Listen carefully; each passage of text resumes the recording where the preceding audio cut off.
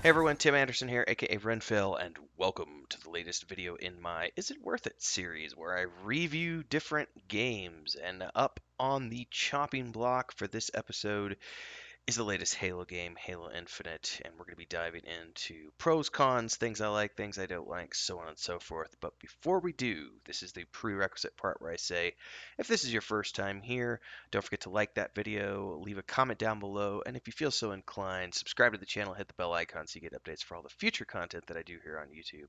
And of course, don't forget you can join our Discord. Links are down below. And if you're a returning visitor, thanks so much for your support. I appreciate everybody helping this channel grow. Let's dive in. So, I haven't played a Halo game in a while. I did not own the previous console generation because of just travel and everything else.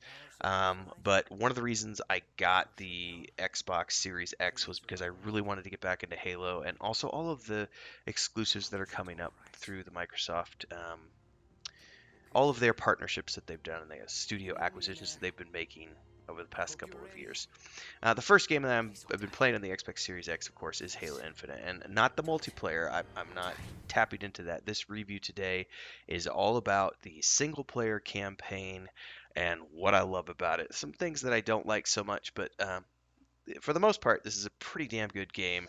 It has the very classic Halo experience, which I've always loved. These games, in my mind, have a fun, if slightly repetitive, storyline in terms of, the Covenant and the Forerunners and the Flood and all this other stuff. And of course, obviously, we see a slight evolution throughout each game in the storylines. But for the most part, I always look at this as kind of consider this to be popcorn gaming. It's not, these aren't games that are going to knock your socks off in terms of storyline, but they're just damn good fun. And Halo Infinite has not disappointed in that arena. As we dive into this video, I'm going to talk about things in specific details for different aspects.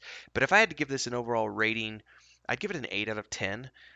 It's a solid, good game. And for me, here's the caveat for me. Since I don't play multiplayer and I'm only focused on the storyline and the campaign mode, I would have been hard pressed to want to spend full price for this game. I probably would have waited for it to come out on a discount price somewhere. But considering that it's part of the Xbox Games Pass, that was one of the things that really excited me about Games Pass, and one of the reasons I wanted to get the Series X was because Xbox, all of these Xbox Game Studios games are included with that. So I got Halo for a ridiculously low cost in terms of that just being included in my monthly subscription. So from that perspective, for me, it was worth it. But I stress, I would not have paid full box price for this if I was only going to be playing the storyline campaign and not the multiplayer because it is short. Even doing the completionist version, I haven't done a total count yet, but I'm up around 20 hours so far, and from what I've seen on the map, I've cleared all the FOBs, and I've already maxed out all of my Spartan cores and gotten all of the abilities. And it looks like I was looking online. I just hit the mission, the Nexus, as I'm right before I recorded this video. I think there's like half a dozen missions left in the storyline, and since I've already done all the FOBs and all the other things that I care to have, and I've maxed out all my abilities, I'm just going to be doing purely for the rest of the storyline at this point, because I've unlocked everything I could possibly unlock for my character. So only getting, I've had other people who said they get 10 to 12 hours out of the campaign if you're not doing all the additional storyline content. For me, that's always a big kicker for me, is whether or not I'm going to get 30 to 40 hours out of a main storyline gameplay. If I'm not going to get 40 hours, 30 to 40 hours of gameplay out of the main storyline, I'm always going to be very hesitant to purchase a game at 60 or $70, and I'm usually going to wait for it to drop on sale because for me, length of storyline is very much part of whether or not I feel like I'm going to get my money's worth, and is it worth it for me. It's not just about gameplay for me, it's about length that I'm getting. I want a campaign that's going to give me a lot of value for my time, but that's my perspective on things. So again, I have it through Xbox Games Pass. 8 out of 10, fun game. Some of the things I love, obviously, the storyline is still there. It's still fun. There's all that aspects that are the classic Halo experience. Obviously, they've added some new things in this one, like for example, the grappling hook, which is a very interesting. Um, it's an interesting component. I can't say that I necessarily am a like. It's not something that I have to have to play the game.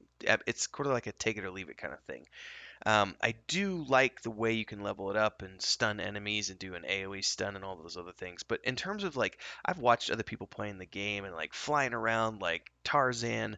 That's not how I'm playing the game. I am definitely playing this in a very traditional Halo type experience where I'm a ground and pound soldier. I'm a foot marine, and I'm down there as a Spartan on the front lines, taking fire and just wiping the slate clean with the bodies of my enemies.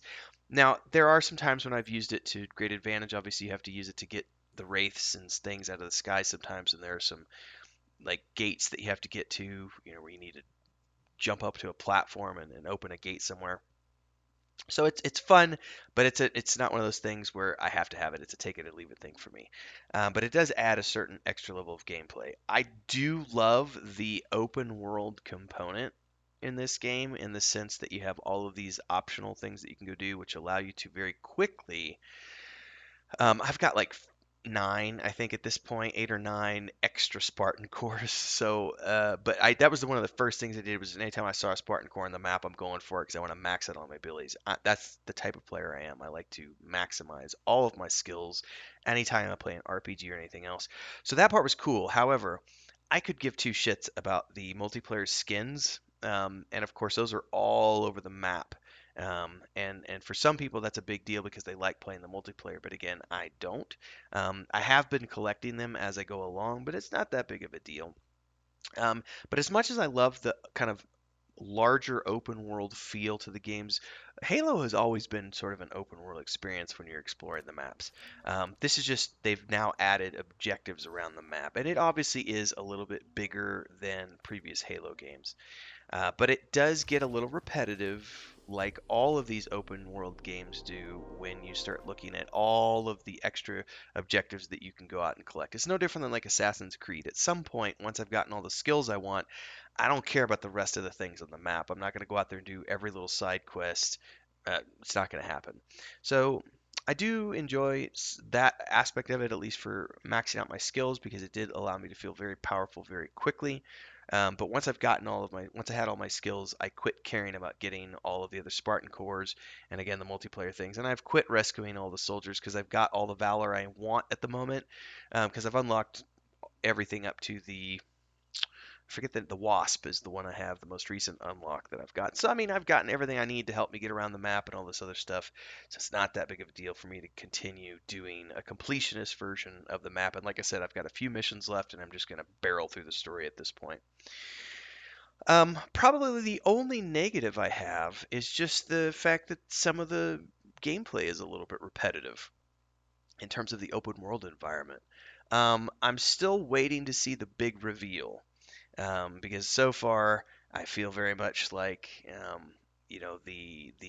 there's definitely because we know that the chief fought this guy Axial I think at the end of whatever was the previous campaign, and he was got his ass kicked, and so that's going on. And obviously, there's something going on with Cortana because um, we're going through these missions and we're finding old recordings. And very much it appears that the chief is hiding something, and he's not telling the weapon, who is his new AI. He's not telling her everything. Maybe it's because he doesn't remember. I'm still waiting for that big reveal to happen at the end of the storyline. But so far, what I'm seeing from this game um, as I'm getting towards the end. I'm loving it. It's been a lot of fun. Again, it's not groundbreaking gameplay, and I know for a lot of people, that multiplayer component is what really sets this game apart. I will probably dabble the multiplayer at some point. I have in the past, but that's usually something I'll wait and do, like when my brother wants to pick this up and play it with me. But in the meantime, storyline campaign, is it worth it? Yes, I think it's worth it.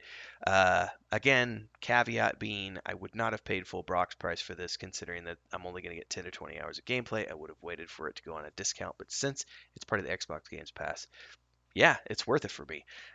It's been a lot of fun. I'm having a good time. I imagine I'll be 20, 25 hours by the time I wrap everything up. I don't know how many hours of gameplay are left. I would assume a couple few hours, so we'll see how long it is in total when I've wrapped it up. But yeah, I mean, 8 out of 10 for me. I'm having a lot of fun. It's a good addition. It was the first game I'm playing on the Xbox Series X, and I look forward to uh, many more playthroughs down the road because that was one of the coolest aspects that I remember back in the day was um, being able to play through these games multiple times. I don't really care about the fact that there's no multiplayer or no co-op, I should say. There's no co-op. That part I don't really mind it because I'm living with Chris and Chris doesn't play games like I do. So if I was living back with my family, for example, close to my brother, I would probably have a different opinion on the co-op experience because that was something I really appreciated in previous Halo installments was having that. But right now, it's not really bothering me. So at the end of the day, fun game. I do like the fact that, you could go around, you've got soldiers that come with you, jump into a machine, and whether it's a warthog or a scorpion or something, your marines will come join you. There's just a lot of fun little flavor elements that add to the normal Halo experience. At the end of the day, you should pick it up if you like Halo. If you like this video, don't forget to give it a like and comment below what you like or dislike about the game. And if you're so inclined, don't forget to subscribe to the channel, hit the bell icon so you get updates for all the future content here on YouTube. Join us in Discord, all those good things. And I'll see everybody in the next episode. Stay safe, everybody.